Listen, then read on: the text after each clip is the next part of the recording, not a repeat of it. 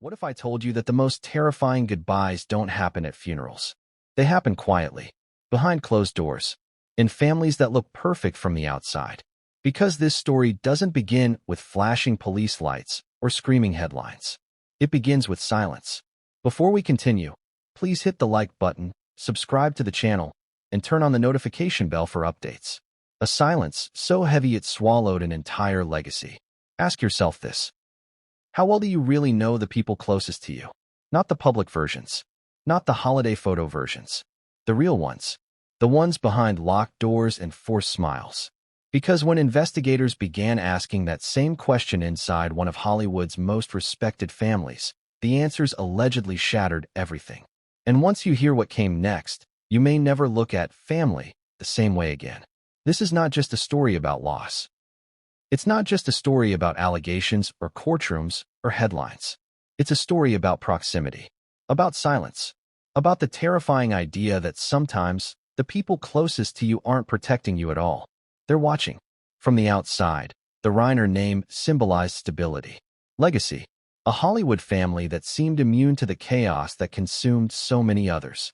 Decades of success, public admiration, influence that spanned generations. A family people assumed was safe. But safety, as investigators often say, is an illusion.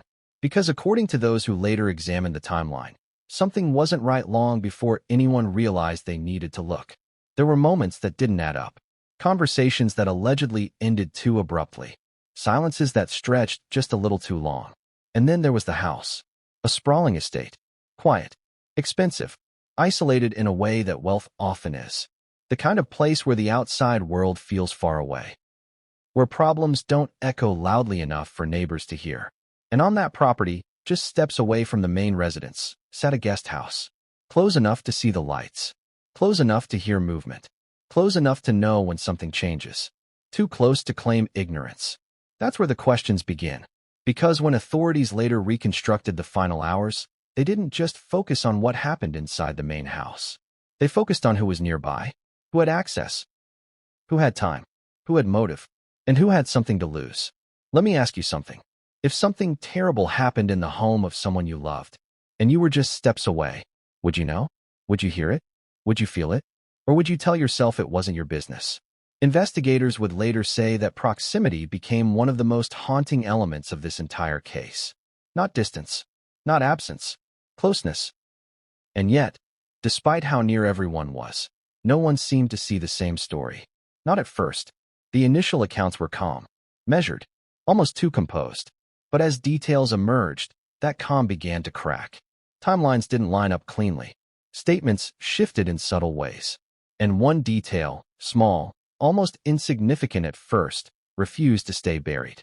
Because in cases like this, it's never the loud clues that matter most.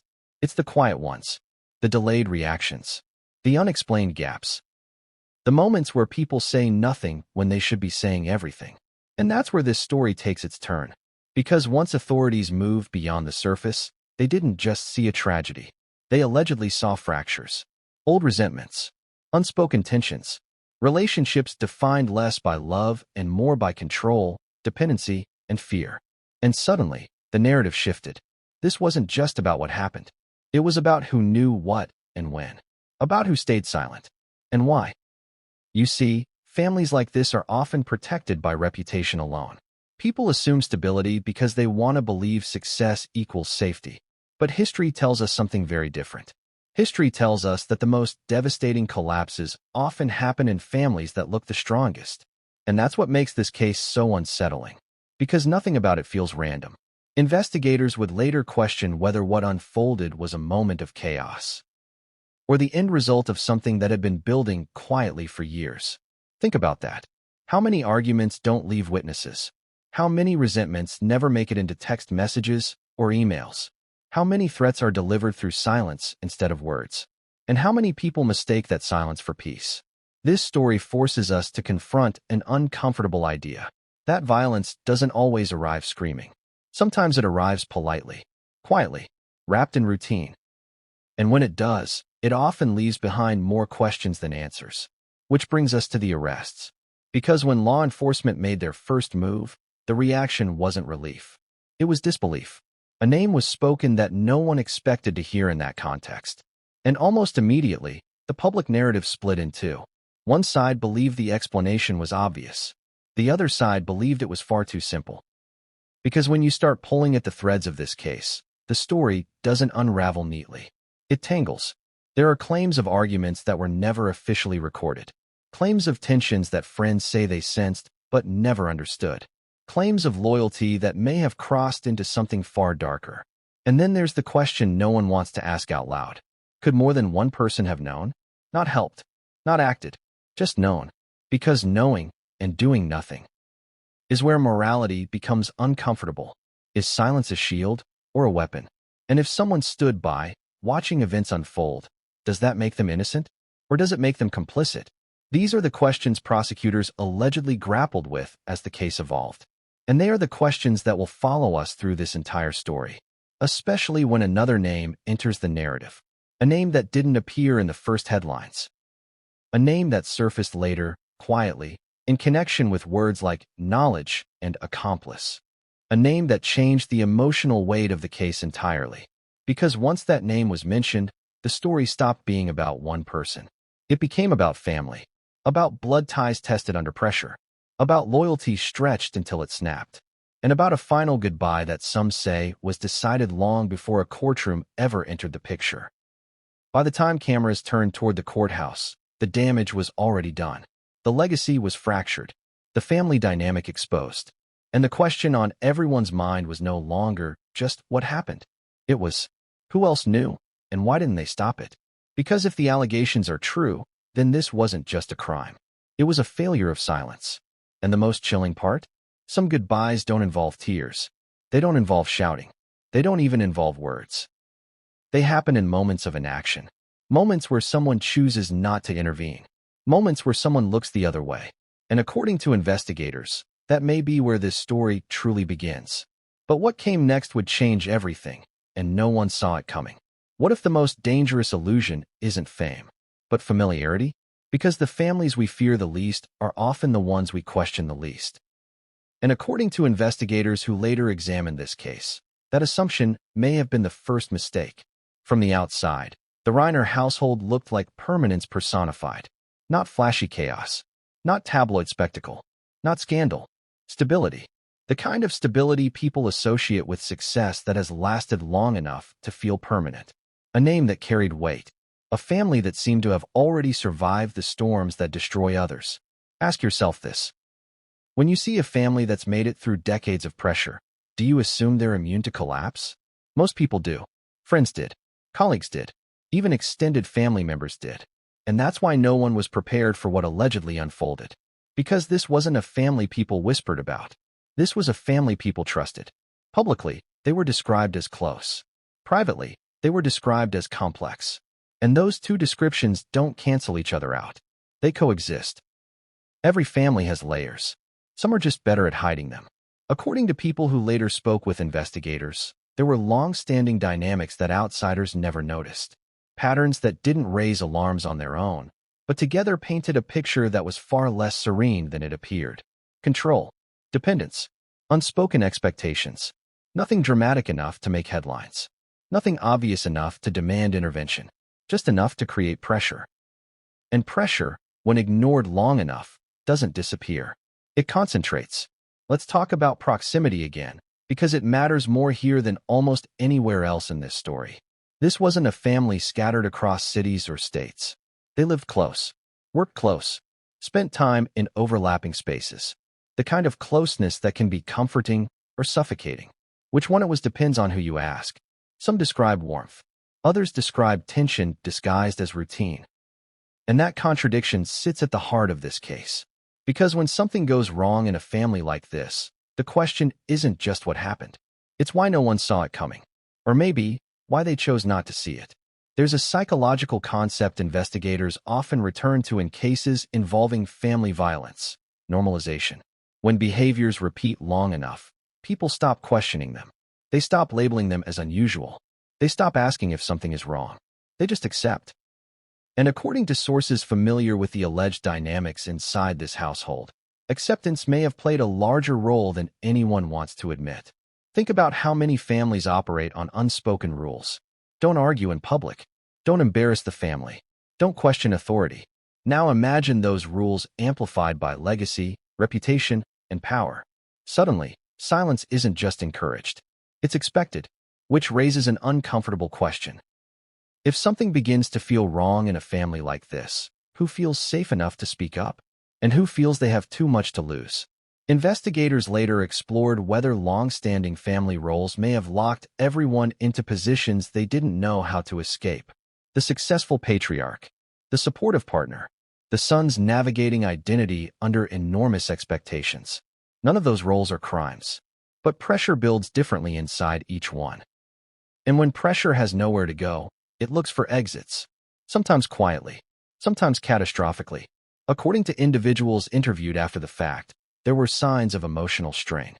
Nothing concrete, nothing actionable, just moments that felt off in hindsight. A conversation that ended abruptly, a visit that felt tense without explanation, a silence that lingered longer than it should have. Have you ever looked back at a moment and thought, I should have asked more questions? That's what many people reportedly felt after this case broke. Because once authorities began reconstructing the family timeline, they didn't just focus on the final days. They went back years. They looked at patterns, habits, who depended on whom, who had leverage, who felt trapped. And that's where the idea of inevitability began to surface. Not inevitability as fate, but inevitability as consequence. When problems are buried instead of addressed, they don't vanish. They wait. And according to investigators, something had been waiting here for a long time. Let's talk about the sons, because their roles are central to how this story unfolds. Publicly, they were rarely discussed. That wasn't unusual. Many families protect their private lives, especially when the spotlight is already intense. But privacy can also create blind spots. When people don't talk about dynamics, no one outside the family can intervene. An intervention, in hindsight, is what some believe might have changed everything. There were allegations of emotional strain tied to expectations, claims of dependency that blurred healthy boundaries, suggestions that conflict was often managed through avoidance rather than resolution. Again, none of this is criminal on its own, but taken together, it forms an environment where resentment can quietly grow. And resentment doesn't need witnesses. It only needs time. Investigators would later question whether the family had unknowingly built a structure where silence was rewarded and confrontation was discouraged. If that's true, then the warning signs wouldn't look like warning signs at all. They'd look like normalcy. And that's the most unsettling possibility. Because if everything looks normal, no one sounds the alarm. And when the alarm finally goes off, it's already too late. As authorities examined the household dynamics, they reportedly became interested in one recurring theme: access. Who had access to what spaces? Who came and went without question? Who was familiar enough with routines to move unnoticed? Access isn't proof of guilt, but it is opportunity. And opportunity is where investigations begin. The guest house became a focal point not because of what it was, but because of where it was. Close enough to observe. Close enough to know patterns. Close enough to hear changes in rhythm. Imagine living steps away from someone for years. You know when lights turn on. You know when doors close. You know when something is different. And if you notice something is different, what do? Do you ask? Do you intervene? Or do you convince yourself it's not your place? This case forces that question into the spotlight. Because according to those who later reviewed the sequence of events, proximity meant awareness was at least possible. And that possibility is what haunts the investigation. As law enforcement pieced together family interactions, they reportedly noticed how often things went unspoken. Confrontations that never escalated. Conflicts that dissolved into silence. Disagreements that were never fully resolved. It's a pattern that can feel peaceful until it isn't. Because unresolved tension doesn't disappear. It calcifies. And when it finally breaks, it does so violently. Now here's where the contradiction becomes impossible to ignore. On one hand, this was a family described as loving and supportive. On the other, it was a family allegedly marked by emotional distance and control. Both can be true, and that's what makes this story so difficult to process. People want clear villains, clear victims, clear explanations. But real family collapses rarely offer that. Instead, they offer layers. Layers of love, layers of resentment, layers of fear, and layers of silence. Investigators would later say that understanding those layers was essential to understanding what happened next, because the events that followed didn't erupt out of nowhere. They emerged from an environment that may have been quietly unstable for a very long time. And then came the night. But before we get there, there's one more detail that matters: the family's reputation. Reputation doesn't just protect families from scrutiny. It can protect them from themselves. When everyone assumes you're fine, it becomes harder to admit you're not. And when no one is looking closely, problems are free to grow unchecked. That's why this chapter matters. Because before there was an arrest, before there were allegations, before there were courtrooms and headlines, there was a family everyone thought they knew. And that assumption may have blinded everyone to what was unfolding right in front of them. Which brings us to the first night investigators would later describe as pivotal. The night when routine allegedly broke. The night when silence stopped being harmless. The night when proximity turned into suspicion. Because once the timeline shifts from years to hours, everything changes. And the questions stop being abstract. They become urgent. Who was where? Who knew what? And who had the chance to intervene, but didn't? Those questions would soon move from speculation to investigation. And once that happened, there was no turning back. But the most chilling part? According to those familiar with the case, the warning signs didn't arrive with sirens. They arrived quietly. And the moment they were finally impossible to ignore.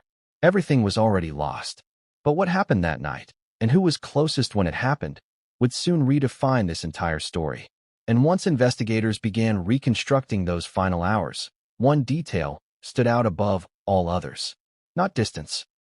Closeness. How close is too close? Because proximity can look like love, until it starts to look like surveillance. And according to investigators who later reconstructed the family's final chapter, distance wasn't the problem here. Closeness was. This chapter begins where the last one left off, with proximity turning into suspicion. Because when something goes wrong inside a family, the first question investigators ask isn't always who wanted it to happen. It's who was near enough to notice. And in this case, one son wasn't just emotionally close.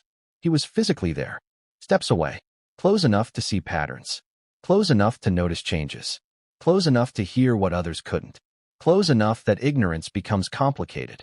This is where the narrative tightens. Because according to people familiar with the investigation, the son who stayed close didn't do so accidentally. This wasn't a temporary visit. This wasn't a weekend stay. This was a way of life. Living on the same property, sharing the same rhythms, existing inside the same orbit. And while some described that arrangement as practical, others quietly wondered if it was something else entirely. Dependence? Control? Fear of separation? Or simply convenience that lingered too long? The truth is, proximity in families like this is rarely neutral. It creates awareness. And awareness creates responsibility. Let me ask you something. If you lived steps away from someone you loved, and you noticed their routine suddenly changed, would you ask questions? Or would you tell yourself it wasn't your place? Investigators would later say that's where this story becomes uncomfortable. Because proximity doesn't just offer opportunity. It offers insight. And insight, when ignored, becomes a choice. According to sources familiar with the family dynamics, the son who stayed close had a unique position. He wasn't distant enough to miss subtle changes. He wasn't involved enough to be in constant conflict. He existed in between. And that in-between space is often where secrets live. Neighbors didn't report chaos. Friends didn't report public arguments. Nothing appeared outwardly alarming, which is precisely what made the situation so dangerous. Because families rarely collapse loudly. They erode quietly. And in this case, investigators would later focus on small deviations from routine. A light on at an unusual hour. A door opening later than usual. A silence that stretched longer than expected. Details that mean nothing, until they mean everything. As authorities reviewed statements, one theme kept resurfacing: familiarity. This son knew the household's rhythms better than almost anyone. Who woke early? Who stayed up late? Which doors were usually locked? Which routines never changed? That kind of familiarity doesn't make someone guilty.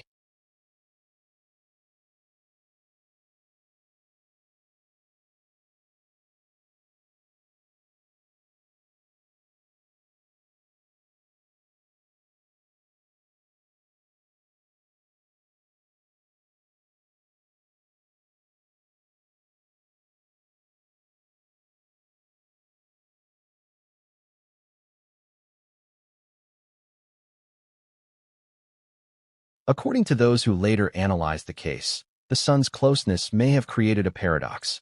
He was near enough to notice everything, but far enough to avoid direct confrontation, a position that allows resentment to grow without interruption. Now here's where the contradictions begin to surface. Some people described him as devoted. Others described him as withdrawn. Some described warmth. Others described distance. Both descriptions can be true, because emotional withdrawal often masquerades as calm, and calm can be mistaken for stability. Investigators would later question whether the family mistook avoidance for harmony. If so, that misunderstanding may have cost them everything. There's another element that cannot be ignored here. Access. Access to space. Access to routine. Access to moments when no one else was watching. Access doesn't equal action, but access is where investigations begin. And according to those familiar with the inquiry, this son had more access than anyone wanted to admit. He didn't need to force entry. He didn't need to create excuses. He didn't need to announce his presence. He belonged there. And belonging can be dangerous when boundaries dissolve. Which raises another uncomfortable question. When does closeness stop being care and start becoming control? Families rarely notice that line being crossed in real time. They notice it in hindsight, after the damage is done. According to people who later spoke privately, there were moments that felt off. Nothing that justified calling authorities. Nothing that demanded intervention. Just a sense that something wasn't right. But feelings without evidence are easy to dismiss, especially in families that value privacy above all else. And privacy, in this case, may have been both a shield and a trap.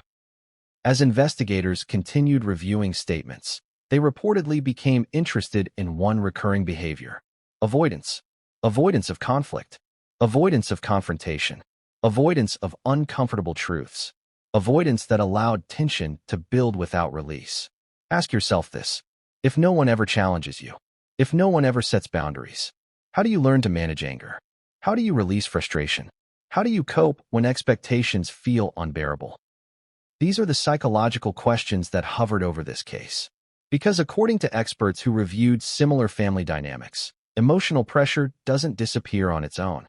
It finds an outlet, and that outlet is rarely rational. Now, let's talk about the night again, not the details, but the context. Because investigators would later say that nothing about that night felt spontaneous. There were patterns leading up to it, subtle shifts in behavior, changes in routine, an emotional undercurrent that had been building quietly. And the son who stayed close would have been positioned to notice those changes first.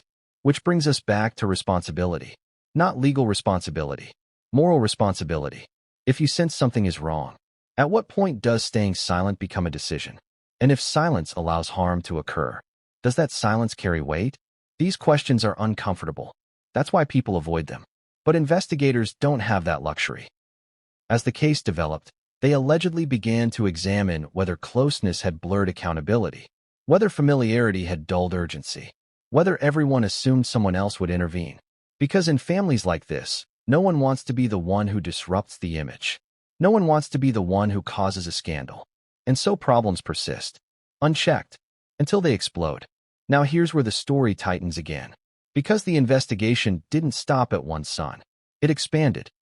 And when it did, the idea of isolation began to crumble. Because proximity isn't just physical. It's emotional. It's relational. It's about who talks to whom behind closed doors.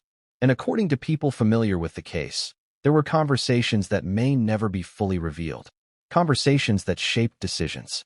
Conversations that influenced silence. And possibly, conversations that crossed a line. This is where the word accomplice enters the narrative. Not as a conclusion. As a question. A question that changed how investigators viewed the entire family dynamic. Because once that possibility was raised, nothing could be viewed in isolation. Not relationships. Not silence.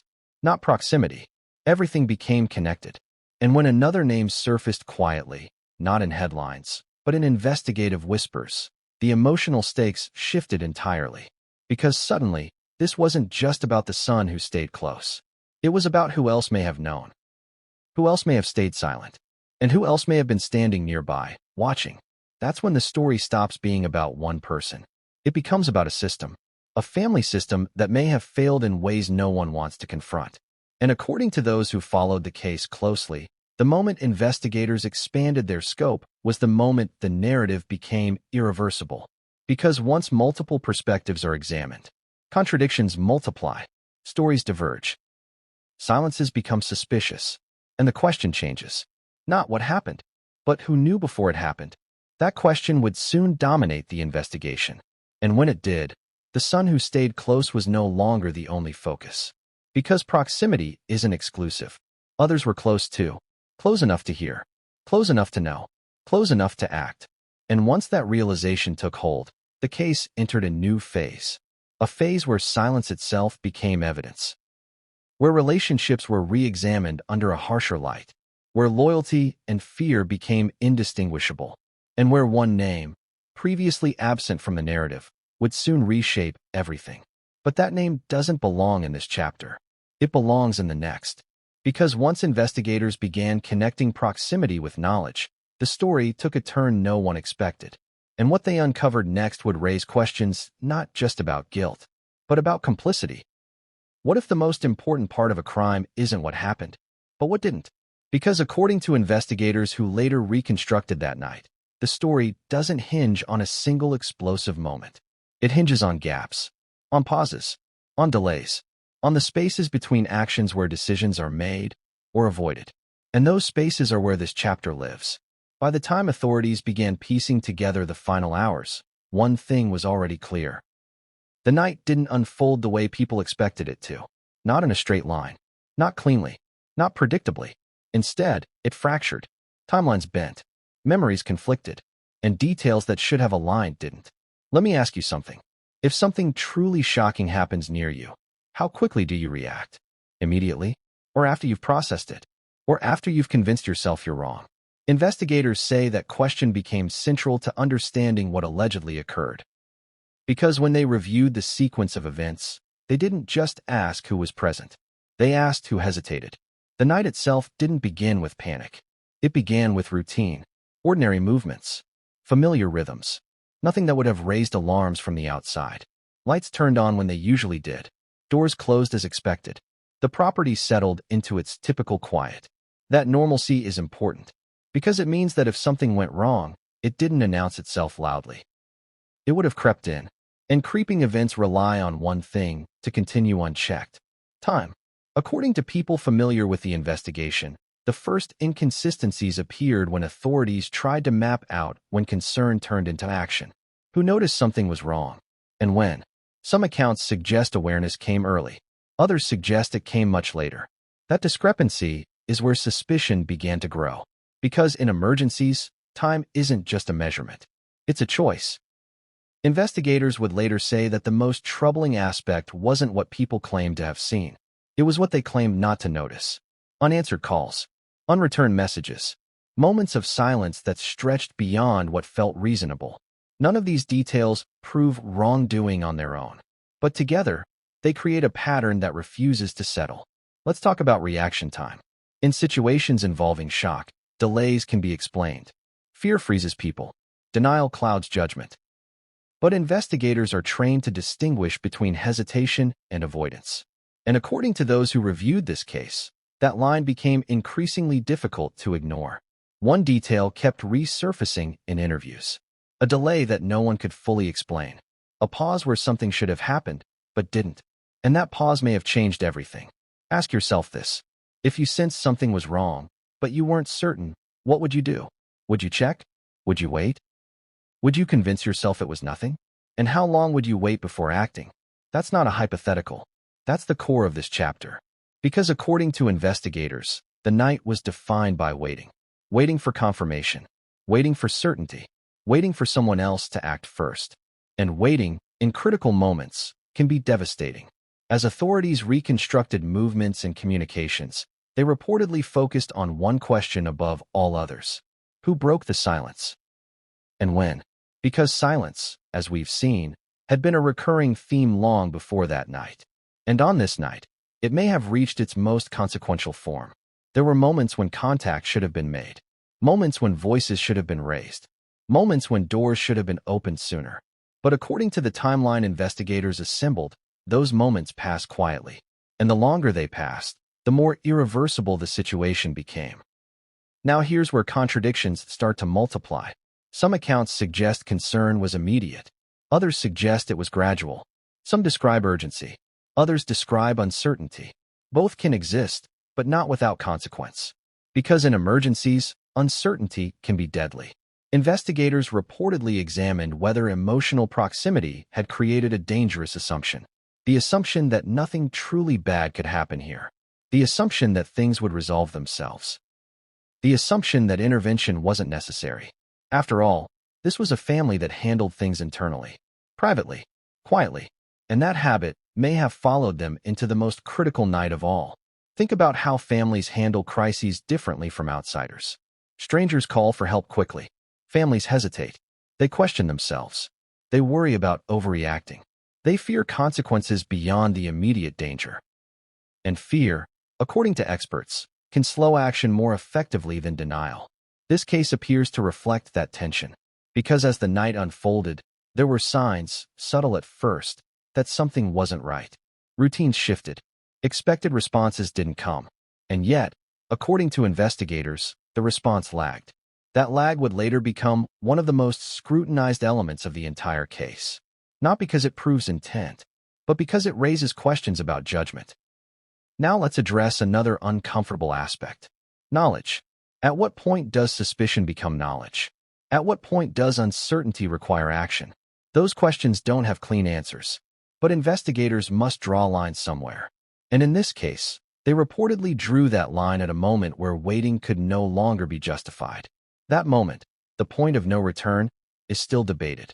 Because accounts differ, some suggest concern peaked earlier than officially acknowledged.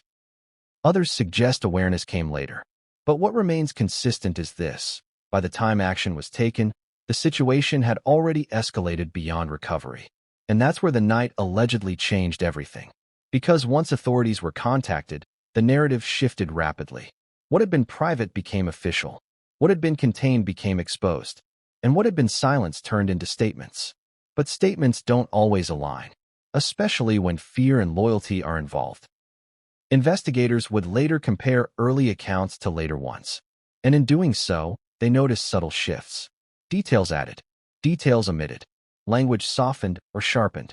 None of it dramatic enough to scream deception, just enough to suggest uncertainty or revision. Let me ask you something else. If you were asked to describe the worst night of your life, would your story remain exactly the same every time? Probably not. Memory is fluid under stress. But investigators look for consistency in the core facts. And in this case, consistency proved elusive. As the night was dissected hour by hour, authorities reportedly focused on one recurring question: who had the clearest opportunity to notice something was wrong first? And that question brings us back to proximity again. Because closeness doesn't just create awareness. It creates expectation. The expectation that if something goes wrong, the person closest will act. And if they don't, people start asking why. This is where the investigation tightened its focus. Not on a single act, but on a series of non-acts. Moments where intervention could have occurred. Moments where choices were made, consciously or unconsciously, to wait. And waiting, in this context, became the defining action. As investigators continued their work, they reportedly encountered a troubling possibility: that the night didn't spiral suddenly, that it deteriorated slowly, in stages, with multiple chances for interruption. If that's true, then responsibility becomes layered, not concentrated in one moment, but spread across many, which leads us to the most disturbing question of all. If more than one person sensed something was wrong, why didn't anyone stop it? Was it fear, confusion, loyalty, or something darker? This is where the narrative begins to expand beyond one individual. Because once the investigation moved past the immediate scene, it widened. Authorities began asking who spoke to whom that night, who checked in, who didn't, who stayed silent. And what they found suggested that silence wasn't isolated. It was shared. Shared silence creates shared responsibility. And shared responsibility is where the idea of complicity begins to surface. Not as an accusation, as a question that would soon reshape how the entire case was viewed. Because if knowledge was distributed, even partially, then the story becomes far more complex. It stops being about one person's actions and starts being about multiple people's choices. That shift didn't happen publicly at first. It happened quietly, inside investigative rooms, where timelines were pinned to boards and statements were read side by side. And according to those familiar with that process, the more they compared accounts, the more one thing became clear. This night was not as simple as it initially appeared. Too many pauses, too many delays, too many unanswered questions. And the most unsettling part? Those questions didn't disappear with time. They multiplied. Because the deeper investigators went, the more they realized that the night itself was only part of the story. What mattered just as much was what happened before, and who may have known what was coming. That realization marked a turning point. From that moment on, the investigation stopped focusing solely on events. It began focusing on relationships, on conversations, on influence, on silence as a shared behavior. And when they began tracing those threads, another name quietly emerged. Not in a headline, not in a charge, but in the margins of the investigation. A name connected not to action, but to knowledge. And once that connection was made, the case entered a new phase. A phase where the question wasn't just what happened that night. It was who understood its significance while it was happening. Because if someone knew, even partially, then the night didn't just change everything. It exposed something far more troubling. A system of silence that may have allowed the unthinkable to unfold. And that brings us to the moment the investigation officially shifted direction. The moment when authorities began asking not just who did what, but who else may have known. What happens when one story becomes two? Because according to investigators, the moment this case truly shifted wasn't the arrest, the headlines, or the court filings. It was the fracture. The instant when a single narrative splintered into competing versions of the same night. And once that happens, there's no going back. Up until that point, everything could still be explained away as confusion, shock, grief, miscommunication. But fractures don't form without pressure. And pressure, by definition, has been building long before the break. This chapter begins at the moment investigators stopped asking what happened and started asking why the answers didn't match. Because when accounts diverge, it's rarely accidental. Sometimes it's fear. Sometimes it's memory. Sometimes it's something far more intentional. The first fracture appeared quietly. A small discrepancy. A detail that didn't align perfectly with another version of events. Not enough to accuse anyone. Just enough to notice. Investigators are trained to notice those things. Because small contradictions are rarely isolated. They multiply. One person recalls a time slightly earlier. Another remembers it later. One describes urgency. Another describes uncertainty. On their own, these differences seem harmless. Together, they form a pattern. Let me ask you something. If you and another person experienced the same intense event, would your stories be identical? Probably not. But would the core moments align?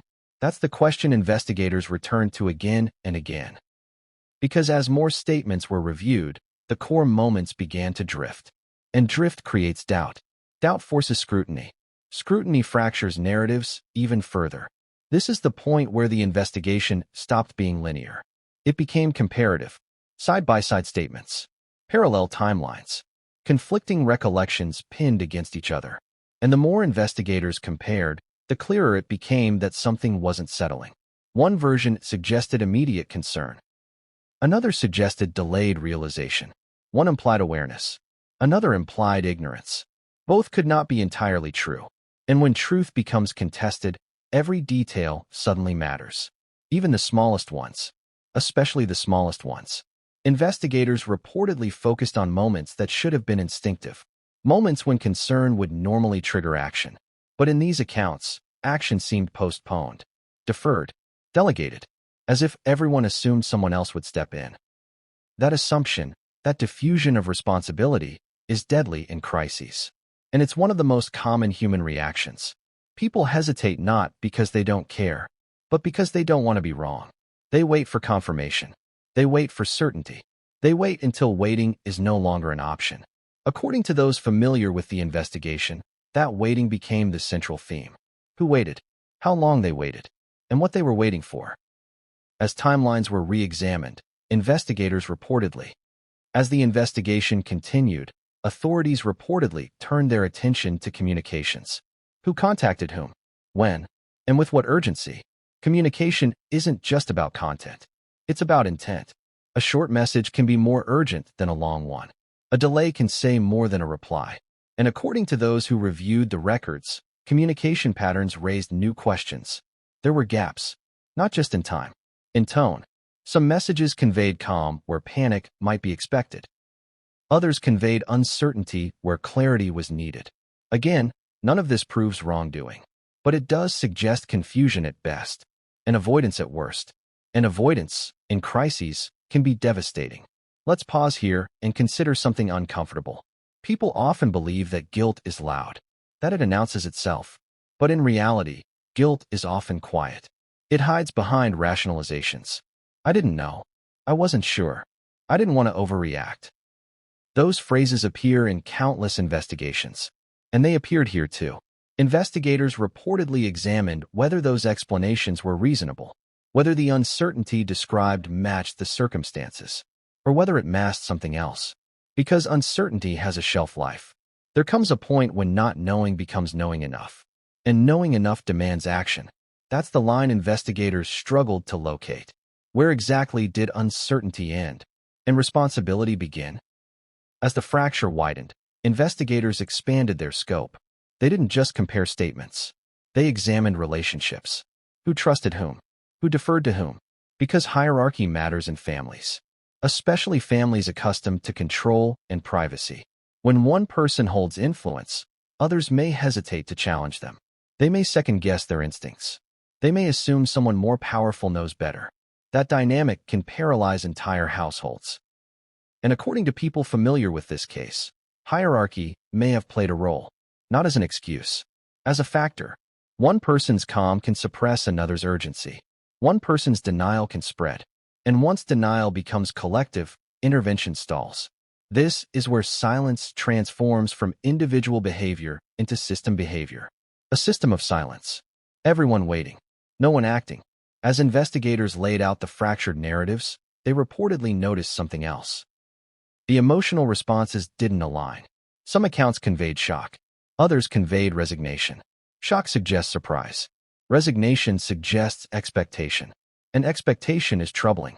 Because if someone expected something to go wrong, that implies foreknowledge. Not necessarily of specifics, but of possibility. And possibility changes moral responsibility. The fracture deepened when investigators began asking about earlier conflicts. Not just that night. Before. Arguments that didn't escalate. Disagreements that never resolved. Tension that lingered without confrontation. Those earlier moments matter. Because they establish context. They show whether the night was an anomaly or the culmination of something long simmering. As accounts of past dynamics were compared, contradictions surfaced again. Some described harmony. Others described strain. Some described closeness. Others described distance. Both can coexist. But when they're described by different people about the same period, something isn't aligning. This is where investigators reportedly began to question not just events, but perspectives. Who saw the family as stable, and why? Who sensed instability, and why didn't they speak up? And who benefited from the narrative of normalcy? Those questions don't have easy answers, but they matter, because narratives protect people. They protect reputations. They protect families from scrutiny. And sometimes, they protect harm. As the fracture widened, investigators reportedly revisited the night yet again, with new eyes, with the understanding that earlier assumptions might have been wrong. They re-examined moments that were previously dismissed, small actions, brief pauses, the timing of decisions. And in doing so, they noticed something chilling. The night offered more than one chance for interruption. Not guaranteed rescue, but interruption. Moments where different choices could have changed the trajectory. Those moments weren't seized. Why? That question haunted the investigation. Because it suggests that what happened wasn't just about violence. It was about inaction. And inaction, when repeated across multiple people, becomes a pattern of silence, a pattern of avoidance, a pattern that implicates more than one person. This is where the idea of shared responsibility began to crystallize, not in a courtroom sense, in a moral sense. If multiple people noticed something was wrong, and multiple people chose to wait, then the outcome wasn't caused by one decision. It was enabled by many. This realization didn't arrive with fanfare. It arrived quietly, in notes, in margins, in investigators' discussions late at night. And once it arrived, the case could no longer be contained within a single narrative. Because fractures demand explanation, they force investigators to ask harder questions. Questions that make everyone uncomfortable, including the people asking them. This is the moment the story stops being about a night. It becomes about a family, about how families protect themselves, and how that protection can turn destructive. As the investigation progressed, authorities reportedly began looking beyond the obvious, beyond the person closest, beyond the person first suspected. They began asking whether knowledge, even partial, had been shared, and whether silence had been coordinated, consciously or not. Because silence doesn't have to be planned to be collective. It just has to be normalized. That's when another element entered the conversation. Not publicly, not formally, but persistently. The idea that someone else may have known more than they admitted. Not acted, not intervened, just known. And knowing, in this context, is heavy, because knowledge transforms innocence into ambiguity. And ambiguity is where investigations turn dark. This is where the fracture becomes irreversible. Because once investigators entertain the possibility of shared knowledge, every relationship must be re-examined, every conversation revisited, every silence questioned. And once that happens, no one is just a witness anymore. They're part of the narrative. This shift set the stage for the next chapter. Because the moment the story fractured, another story began to emerge alongside it. A story involving whispers, side conversations, names not previously associated with the case. And one of those names would soon take on a significance no one expected. Because once investigators began following the fracture lines, they didn't just lead backward. They led sideways, towards someone who hadn't been in the spotlight, someone whose role was unclear, someone whose silence suddenly mattered. What happens when the story stops being theoretical and becomes personal? Because according to investigators, the arrest wasn't just a procedural step. It was a rupture, a moment when speculation hardened into consequence, when questions turned into handcuffs, when silence finally collided with reality. Up until then, everything existed in a gray space. Uncertainty, contradiction, possibility. But an arrest changes the temperature of a case instantly. It forces everyone to pick a side, even if they don't want to. And in this case, the side no one expected to be standing on was suddenly under the brightest light. The shock didn't come from the fact that someone was arrested. It came from who? Because for many observers, the name attached to that arrest felt impossible, unthinkable. Families like this don't imagine themselves inside police reports. They imagine themselves above them, protected by reputation, buffered by respect, insulated by decades of goodwill. That illusion shattered in one moment. According to people familiar with the investigation, the decision to arrest wasn't made lightly. It came after hours of analysis, comparisons of timelines, re-examinations of statements. Investigators knew exactly what the optics would be. They knew how the public would react. They knew that once this step was taken, there would be no quiet resolution. Everything would be scrutinized, and that scrutiny would extend far beyond the person being arrested. Because arrests don't just isolate suspects. They expose systems. They reveal who defends whom, who distances themselves, who suddenly remembers details differently. And that's exactly what happened here. The moment news of the arrest spread, the fracture we talked about earlier widened dramatically. People who had shared the same story began telling different ones. People who had stayed silent began speaking, carefully. And people who believed they were outside the narrative suddenly realized they were very much inside it. Let's pause and ask an uncomfortable question. When someone close to you is arrested, what's your first instinct? To protect them? To distance yourself? To reassess everything you thought you knew? There is no right answer. But investigators watch those reactions closely. Because reactions reveal allegiance. And allegiance can reveal motive. According to those who followed the case closely, the arrest created immediate ripples inside the family. Not just emotional ripples, strategic ones. Conversations changed. Priorities shifted. Silence became calculated. Because once law enforcement draws a line in the sand, everyone must decide how close they're willing to stand to it. Some step back. Some step forward. Some freeze. And freezing can be just as revealing as movement. The public narrative at first was simple. One suspect. One storyline. one explanation. But investigators knew better. They knew that simplicity is often a mask, especially in cases rooted in family dynamics. Because families don't collapse in straight lines. They collapse in spirals. And the arrest was only the beginning of that spiral. As the accused was processed, questioned, and formally charged, investigators reportedly continued working in parallel. They didn't stop digging. If anything, they dug deeper. Because an arrest doesn't end an investigation. It redirects it. Suddenly, every past interaction mattered more. Every prior statement was reinterpreted through a new lens. And every relationship was reevaluated. Who stood by the accused? Who hesitated? Who said nothing at all? Those reactions told a story of their own. According to people familiar with the aftermath, some family members appeared stunned. Others appeared resigned. And resignation is troubling. Because resignation suggests expectation. It suggests that, on some level, this outcome had been imagined before. That doesn't mean it was desired. But it does mean it wasn't entirely surprising.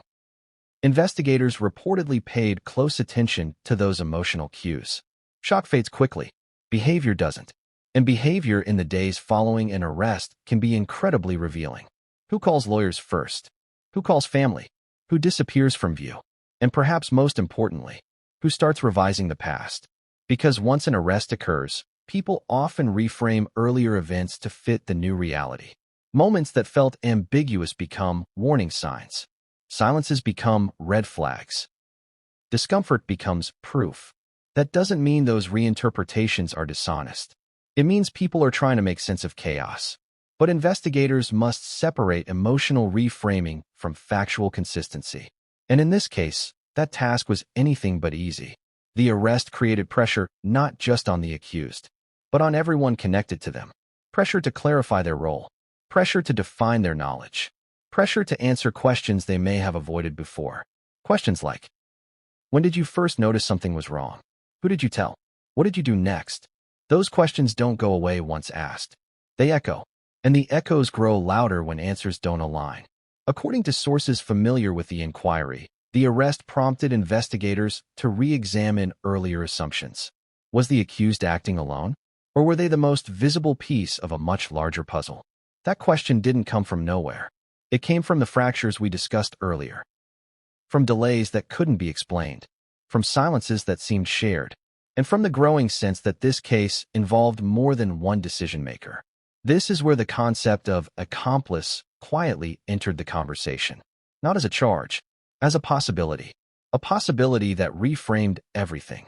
Because once investigators entertain that idea, the focus expands dramatically. They stop asking who acted, and start asking who enabled, who knew enough to intervene but didn't, who might have helped before or after the fact, who benefited from silence. That shift changes the emotional stakes. Because now, the case isn't just about guilt.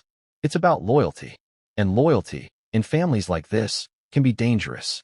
According to people close to the situation, the arrest triggered a wave of private conversations. Calls made behind closed doors. Messages sent late at night. Questions asked quietly. Everyone wanted to know the same thing. What happens next? But no one wanted to ask the question that mattered most. Who else is at risk? Because once an investigation widens, no one knows where it will stop. And that uncertainty breeds fear. Fear makes people defensive. Defensiveness makes people inconsistent. And inconsistency is exactly what investigators look for. As the case moved forward, law enforcement reportedly began mapping relationships more aggressively. Who spoke to whom after the arrest? Who coordinated responses? Who shared information? Those networks can reveal patterns that statements alone cannot. Because while people can control what they say, they have far less control over who they talk to. And according to those familiar with the case, those communication patterns raised new questions. Some connections appeared stronger than expected.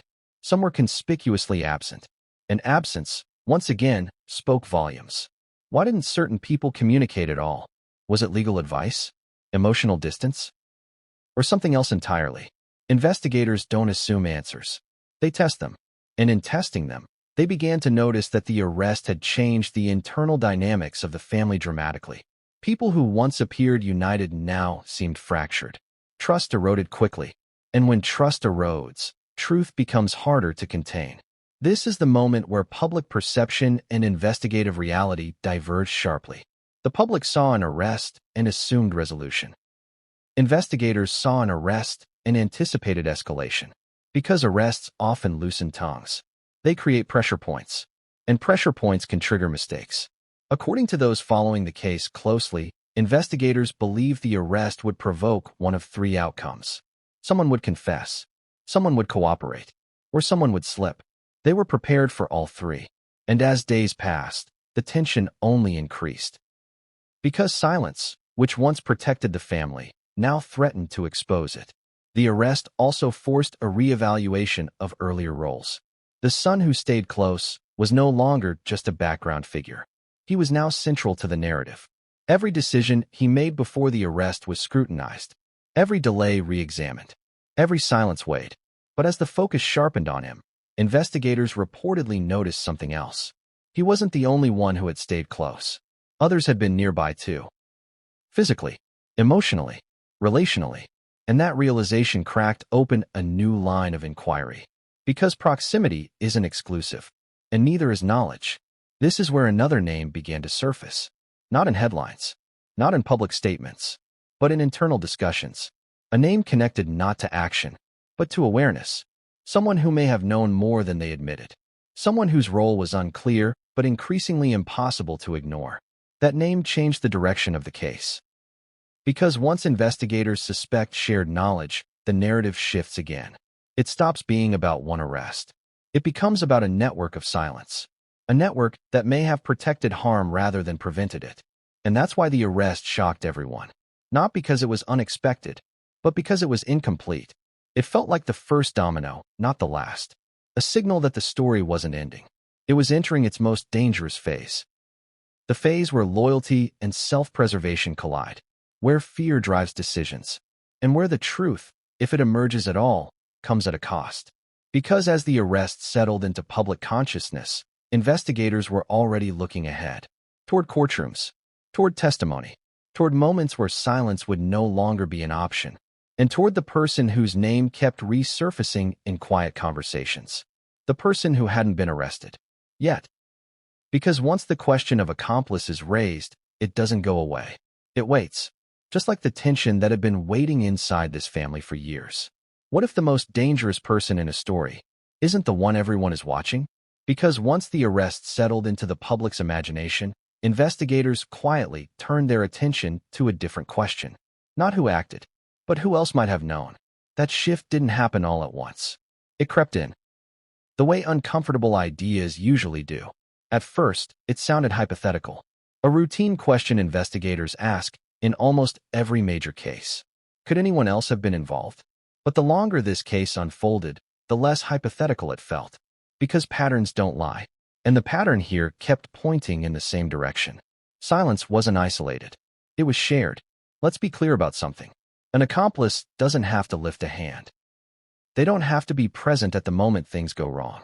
Sometimes, an accomplice is defined by knowledge, by timing, by what they chose not to do. And that's what made this theory so unsettling. Because if the accomplice theory held weight, it meant the story wasn't about a single act. It was about a chain of decisions. Decisions made quietly, behind closed doors. In moments where intervention was possible, investigators reportedly began revisiting earlier interviews with a new lens. Not looking for contradictions this time, but for coordination, language patterns, shared phrasing, similar justifications offered by different people. Those similarities stood out, because when multiple people independently describe events, their accounts usually differ. But here, certain explanations echoed, almost too cleanly. Phrases like, "I didn't want to overreact. I assumed someone else would handle it. I wasn't sure what I was seeing." Those statements are common. But when they appear repeatedly across different accounts, investigators pay attention. Because repetition suggests alignment, and alignment suggests communication. This is where the idea of the accomplice theory began to take shape, not as an accusation, as a framework, a way to explain how so many opportunities for interruption could pass without action. Investigators reportedly asked themselves a difficult question. What if silence wasn't accidental? What if it was agreed upon, even informally?